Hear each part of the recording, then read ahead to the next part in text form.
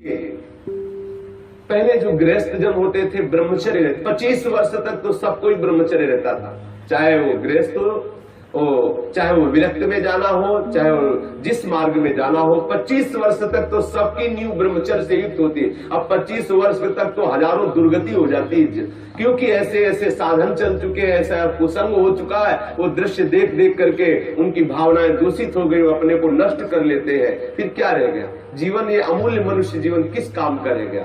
जब 10 वर्ष ब्रह्मचर्य रहकर भगवत भजन करके संतान उत्पत्ति करते थे तो उन माताओं के गर्भ से कोई भगवत प्राप्त करने वाले साधक पैदा होते थे, या कोई महावीर पैदा होते थे जो देश की रक्षा के लिए अपने प्राणों को समर्पित कर देते, जो समाज को सुख पहुंचाने वाले ऐसे बालक पैदा होते थे। ब्रह्मचर्य के बिना पूर्ण, चाहे गृहस्थ हो चाहे विरक्त हो, कोई भी हो, वो पूर्ण पशु जीवन है, पूर्ण पशु जीवन है। सांसारिक व्यक्ति बनकर के मत अपने जीवन को नष्ट करो। आप अपने हाथों से अपना नाश कर रहे हो।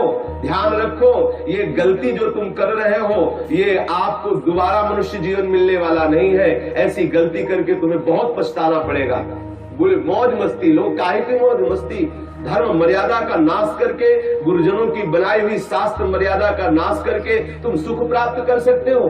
कुछ समय मिला, कर लो जो करना है। ऐसे भयानक रोग पैदा होंगे कि मरोगे, कोई पानी देने वाला नहीं मिलेगा। ये सब नाटक भूल जाएगा। इसलिए शास्त्र और गुरु की बनाई हुई मर्यादा के अनुसार चलो, तो ही संसार में भी तुम सुख का अनुभव, जहां नहीं है सुख वहां भी अनुभव कर सकते हो, यदि शास्त्र और गुरु की मर्यादा से युक्त रहोगे, उनके बनाए हुए विधान के अनुसार चलोगे। ये जो आजकल सब चल रहा है ना, ये बहुत हानिकारक है। जिसके जीवन में छोड़ दो जो आप समय दिया गया आपको।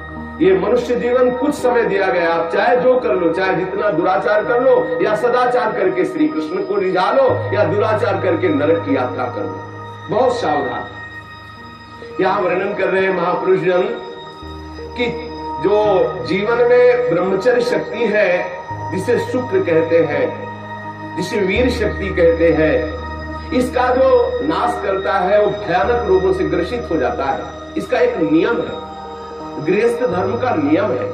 इस पर हमारे साथ वस्तु है। जो अपनी ब्रह्मचर्य शक्ति को नाश करता है तो उसकी शारीरिक शक्ति नष्ट हो जाती है। चेहरा पीला होने लगता है, चेहरे में झुर्रियां पड़ने लगती हैं, नेत्रों की शक्ति जाती रहती है, नेत्रों के आसपास नीली नीली रेखाएं प्रकट हो जाती है, आंखें धस जाती हैं और चेहरे में वो कांति नहीं रह जाती, अर्थात कांतिहीनता आ जाती है, याददाश्त नष्ट हो जाती है।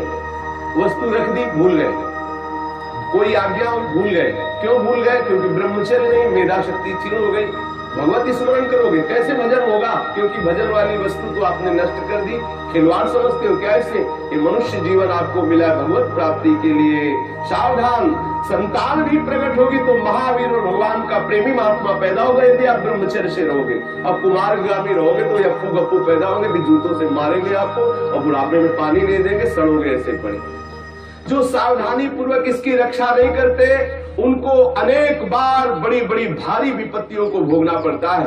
आप क्या समझते हो?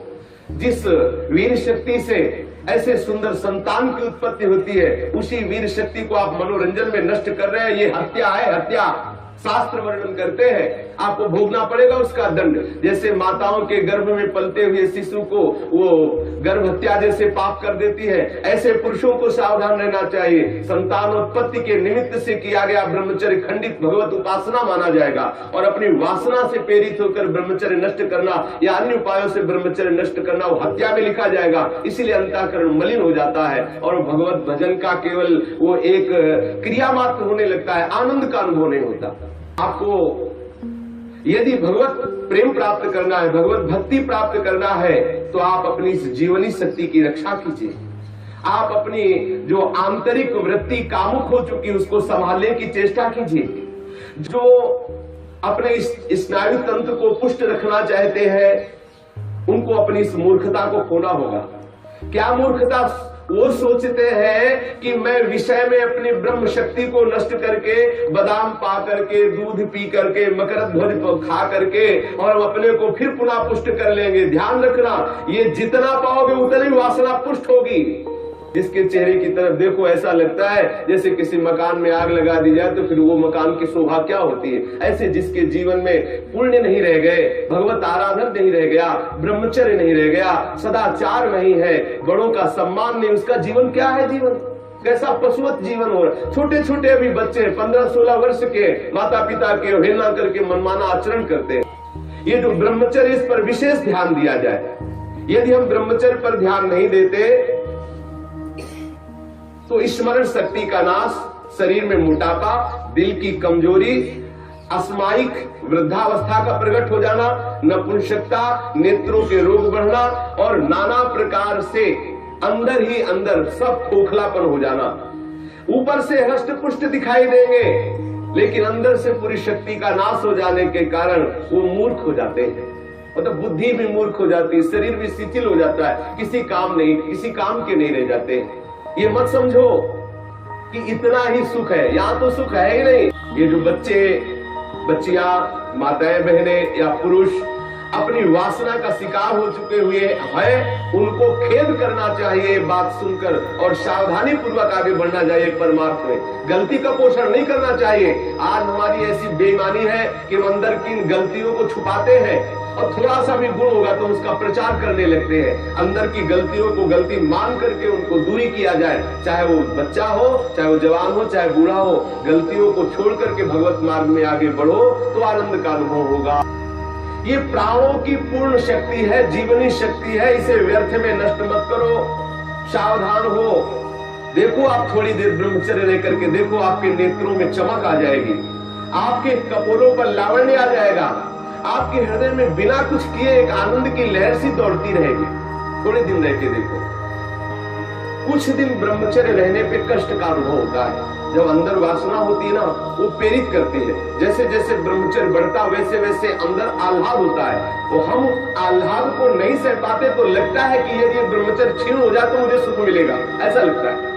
यदि सत्संग हो और भजन पूर्वक हम जीवन व्यतीत करें, सदाचार पूर्वक भोजन शुद्ध हो, तो कुछ ही महीने में वो ब्रह्मचर्य जब पकने लगता है, थोड़ा सा आनंद अनुभव होते सहने लगता है। पहले तो थोड़ा कष्ट होता है। अगर 1 वर्ष ठीक ब्रह्मचर्य रह जाए और कुसंग ना हो तो इतना आनंद उसको अनुभव होने लगेगा, देखेगा नहीं इसी नारकी खेलों की तरफ, इधर संसार के इन दुर्गुण दुराचारों की तरफ देखेगा भी नहीं, पर कुसंग ना होने पावे। अगर कुसंग होगा तो 20 वर्ष ब्रह्मचर्य रहने के बाद भी पतित हो जाएगा।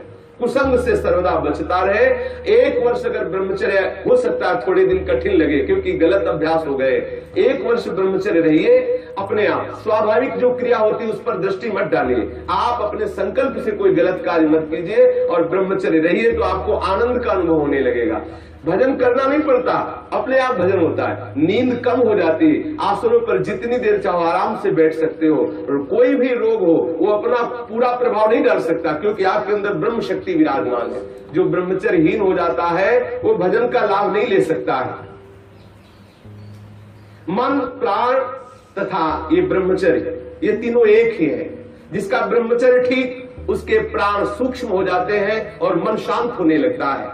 जिसका ब्रह्मचर्य ठीक नहीं, स्थूल प्राण होने लगते हैं। पहचान है, ऐसे भैंसे की जैसे श्वास निकलती, जब सोते तो बड़े भारी ऐसे घोटे शोरगुल होता है, स्थूल प्राणों का लक्षण है। और मन उनका चंचल होता है, उनकी श्वास, उनका मन, उनका ब्रह्मचर्य तीनों क्षीण होने से फिर न कोई भजन होता है, न कोई साधन होता है, न कोई चिंतन होता है। जिसकी श्वास स्थूल होती, मन चंचल होता है, उसका चिंतन एकाग्र नहीं होता है। ये बहुत काम की बात है, इसे संभाल कर रखिए। मत समझिए कि कोई साधारण बात हो रही, इसको संभाल लीजिए। यदि आप विरक्त हैं तो संपूर्ण रूप से आप सावधान हो जाइए। यदि गृहस्थ हैं तो संयम में आ जाइए। एक पत्नी व्रत धारण करते हुए, संतानोत्पत्ति की भगवत पूजा का भाव रखते हुए ही गृहस्थ धर्म में ब्रह्मचर्य को खंडित